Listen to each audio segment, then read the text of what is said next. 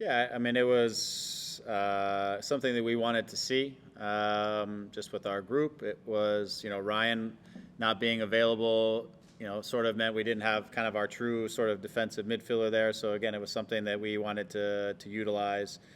There were some moments where I thought it was useful and beneficial, and there were some moments that it didn't matter if we were playing 4, 5, or 6. We were too stretched out from front to back and too exposed and made things difficult on ourselves. So, is it something we'll use? It's something that we have if we'll have done it and we have some information and some ability to assess it. We trained it a bit obviously last week going into the game.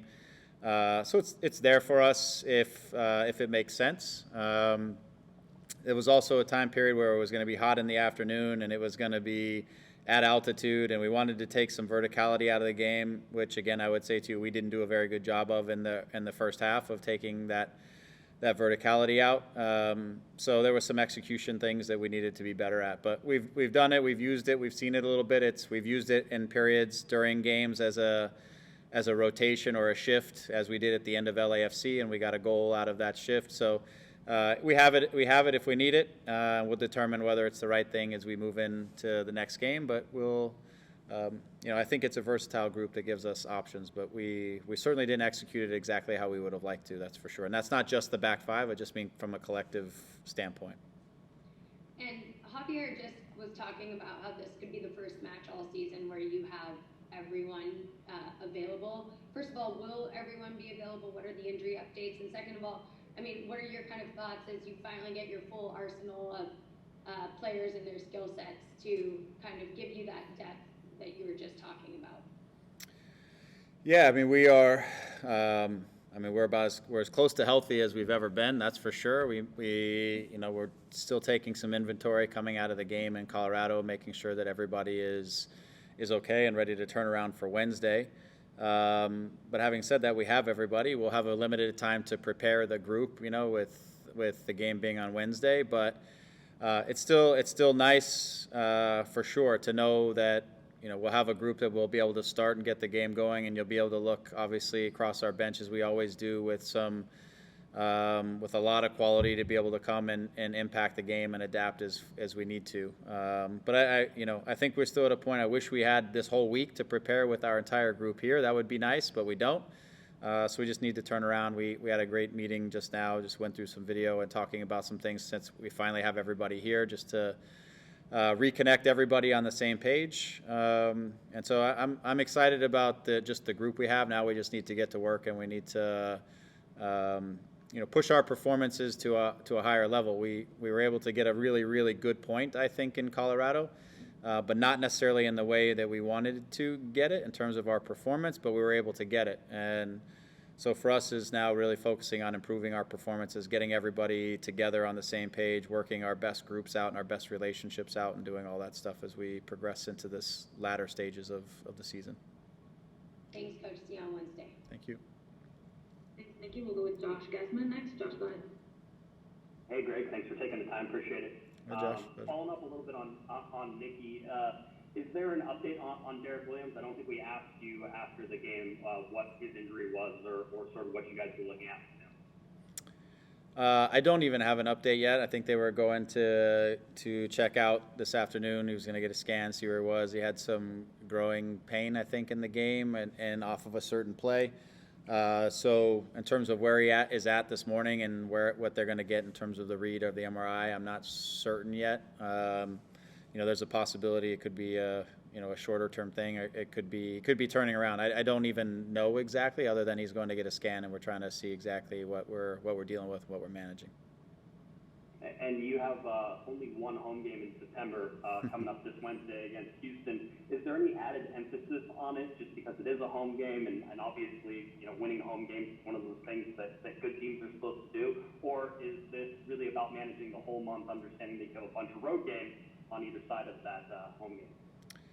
Well, I mean, as a group, we've emphasized this is a home game, and the points are important in this game because road games are so difficult in our league in general. So this is an important game for sure, and that's understood by our group. Having said that, We also need to improve just our performances, our 90 minutes of the way we're playing and how we're playing and all that kind of stuff. That ultimately gives us the best chance to be successful regardless of where we are. If we're playing better and we're more in sync and we're connected and our thought processes are on the right wavelength together as a group. So, but these points I think on Wednesday are important because we know every one of these games we have coming ahead that is on the road is going to be a real challenge and a real battle. So you know, there is a bit of emphasis on that.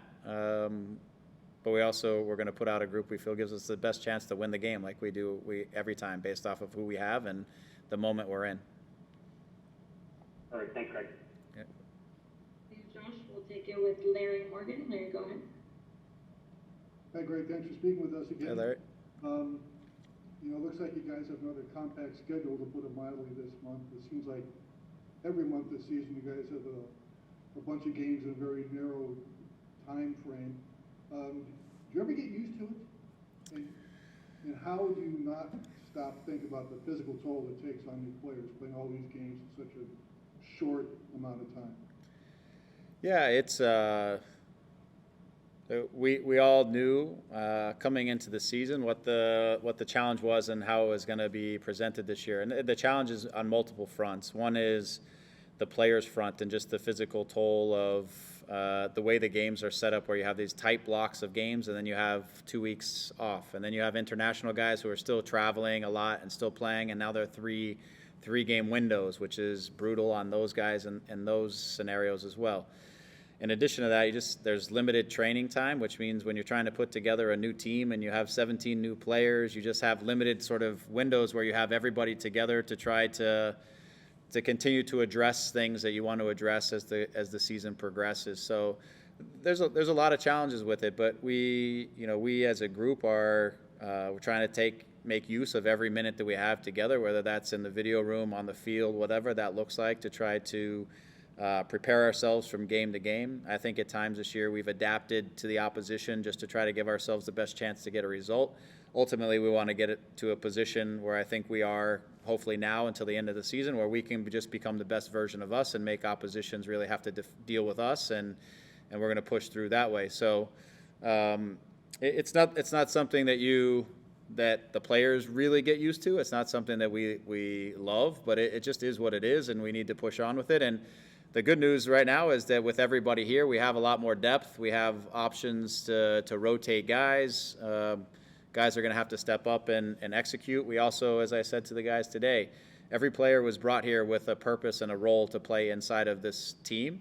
And they just need to be the best version of themselves when their name is called and it's their turn to help the team be successful on the day. And we're able to have some variation because we have guys with different skill sets who do things slightly different. We've got a nice mix and complementary players, and not everybody is the same and does things the same way. So we've got a nice group to be able to do different things.